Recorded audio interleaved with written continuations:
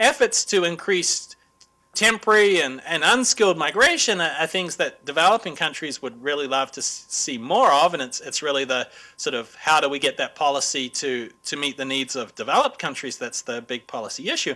But the big concern that developing countries have when you talk to them about migration is brain drain. They say we're losing a lot of our highly educated people. This may have lots of negative consequences for our country, and we really would like to know a lot more about that. Now, if you come to talking about brain drain, the two narratives you hear are sort of one very negative story and one very positive story. So you sort of hear either brain drain, it's a disaster for developing countries. Look at all these African countries where there's many more of their doctors working outside the country than are left in the country.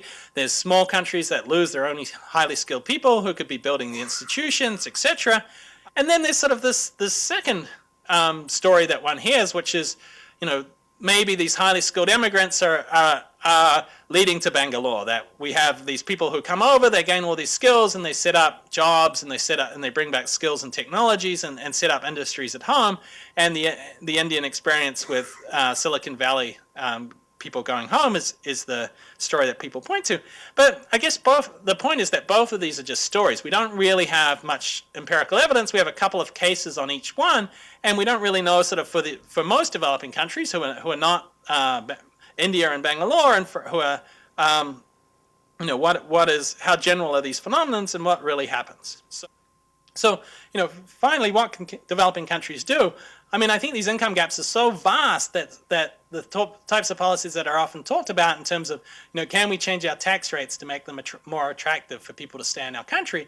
Or, can we raise home wages a little bit? Are just unlikely to have very much effect. If you're losing $1,000 a week by staying in your home country, if that drops to $800 a week, I don't think it's going to make that much difference. I think it's, when we ask migrants and non-migrants directly, what are the things that matter to them most amongst this group? It's really these quality of life and career issues. It's sort of the people that are scientists and academics and other people in research. It's really, I can't get funding for my research at home. I don't have good policies.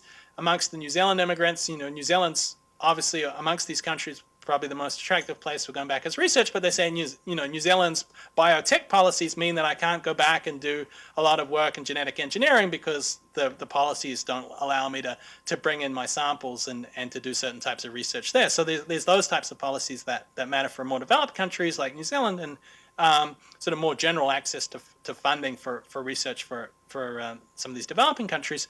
And then, something that a lot of these people cry out for are flexible positions where they can go back, spend some time working in their country, in their home country, but also maintain their links to their business and career ties abroad. And sort of finding out ways to allow that to happen more easily is something that I think is beneficial. And then, finally, on the fiscal cost side, I guess the most easiest way to mitigate that is through appropriate taxes and benefits, not subsidizing university fees of people who are going to go and migrate. And you can have student loan systems, and you can have repayment conditional. You can have these things waived if people stay behind. But if you're paying for a doctor's training for free and then everyone's moving, then that's a bit of a silly policy, it seems. And then, finally, if you're doing things like VAT, then you're able to collect some taxes on these remittances without directly taxing remittances, which you wouldn't want to do for distortionary reasons. One of the problems with this term crops up in this very presentation. Not to single David out, but this is a phenomenon of the whole field. The title of the presentation is Brain Drain or Gain.